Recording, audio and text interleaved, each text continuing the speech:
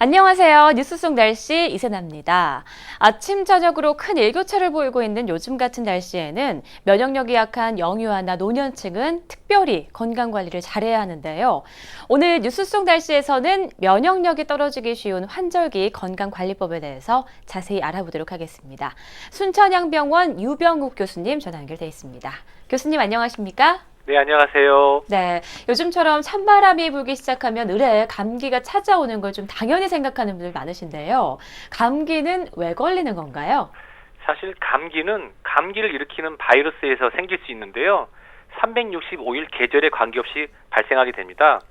그렇지만 찬바람이 불기 시작하는 가을, 겨울철이 되면 건조한 그런 기후에 따라서 코 점막이 더 쉽게 노출이 되고 감기 바이러스에 노출되는 사람이 많을 뿐만 아니라 춥게 되면 실내에 생활하는 사람이 많이 늘어나고 사람들이 많이 모이게 되면서 감기에 걸린 환자 숫자가 증가하게 되는 것입니다.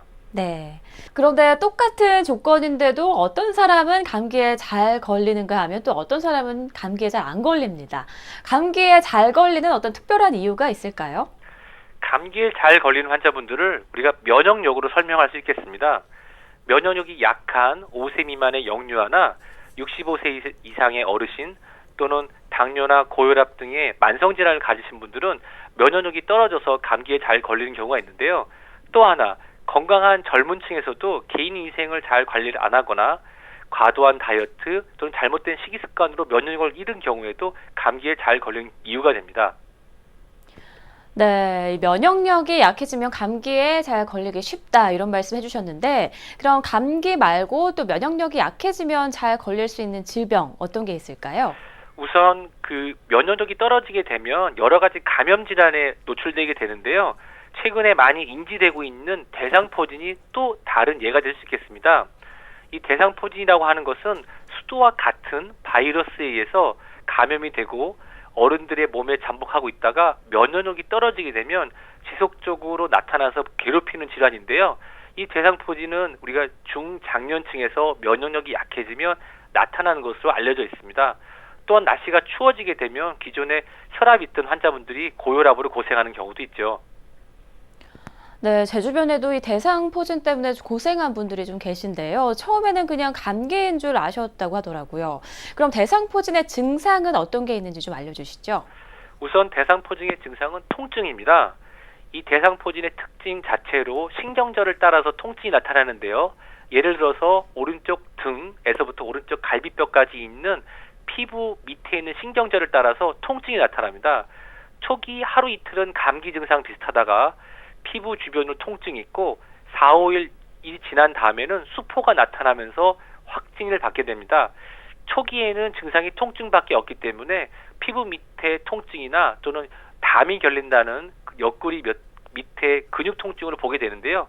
결국은 수포가 나타나고 수포에서 진물이 흐르면서 확인되면서 확진하게 됩니다. 네. 심한 분들은 이 대상포진 때문에 입원까지 하시던데요. 뭐 감기의 경우에는 꼭 약을 먹지 않고 낫기도 하는데 대상포진의 치료는 어떻게 진행되나요? 대상포진도 바이러스에 의한 감염으로 대증적 요법, 즉 증상에 따른 요법이 주가 되는데요. 다만 다른 면역계 질환과 동반되거나 만성 질환이 있는 경우, 고령인 경우에는 입원하셔서 바이러스 치료를 같이 하셔야 됩니다. 네. 항바이러스제를 치료를 하는 경우도 있고요. 또 하나 이 대상포진이 다른 질환과 합병이 되면서 더 중증으로 발전되는 경우도 있습니다. 마지막으로 꼭 약을 드시거나 치료해야 되는 이유는 이 대상포진 이후에 발생하는 통증이 굉장히 심하기 때문에 대상포진 이후에 통증을 조절하기 위해서 꼭 약물 치료 또는 입원 치료가 필요한 경우도 있습니다. 네, 그렇군요. 또 이렇게 찬바람이 불기 시작하면 조심해야 하는 분들 중 하나가 또 바로 고혈압 환자분들이죠. 그런데 고혈압은 면역력과 어떤 관련이 있는 겁니까? 실제로 고혈압과 면역력의 직접적인 관련을 설명하기는 어렵습니다. 다만 면역력이 좀 떨어지신 분들인 경우에는 일반적인 질환에 대한 면역이 다 떨어졌다고 볼 수 있겠습니다. 찬바람이 불기 시작하면 말초 혈관에 있는 혈액들이 중심으로 모이고 이로 인해서 혈관이 수축하고 심부로 모이면서 혈압이 상승하는 등의 증상이 나타날 수 있는데요. 실질적으로 면역이 떨어졌다라고 하는 것이 운동량이 부족하다 또는 심혈관계 단련이 덜 돼 있다는 것과 관련이 있으면 이 고혈압은 이런 운동 부족으로 인해서 심혈관계 건강이 떨어졌다는 것을 면역력의 큰 의미로 생각할 수 있겠습니다. 네. 또 먹는 것도 면역력과 좀 관련이 있을 것 같은데요. 뭐 어떤 분들은 홍삼을 먹기 시작하고 감기에 한 번도 안 걸렸다. 뭐 이런 분들도 계십니다. 이렇게 특정 음식이 면역력을 높여주는데 어떤 효과가 있을까요? 우리 전통적인 의학에서 생각하는 홍삼이나 또는 최근에 각광받고 있는 비타민 C 등의 복용들은 일부 연구에 따르면 면역력을 활성화시키는 것으로 되어 있습니다. 그러나 어떤 특정한 음식이 면역력을 높일 수 있다는 것은 아직 의학적으로는 근거가 좀 부족하고요. 네. 면역력을 키우기 위해서는 골고루 먹고 본인의 체력을 유지하면서 개인 위생에 힘쓰는 것이 가장 중요합니다.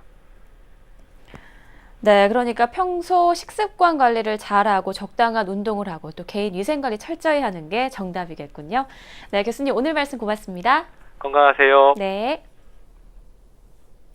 최근 겨울철 독감 유행 시기를 대비하기 위해 예방주사를 맞는 분들이 많다고 합니다. 독감 예방주사는 접종을 하고 2주 이상 지나야 면역력이 생기기 시작하기 때문에 겨울철을 대비하기 위해서라면 9월에서 10월 사이에 접종하는 게 좋다고 합니다. 한 의료진은 늦어도 10월 말까지는 접종을 해야 이번 겨울 독감 유행에 대비할 수 있다고 하니까요. 가까운 의료기관 방문하셔서 겨울철 독감 예방 미리 준비하시기 바랍니다. 뉴스 속 날씨 오늘 준비한 소식 여기까지입니다. 시청해주신 여러분 고맙습니다.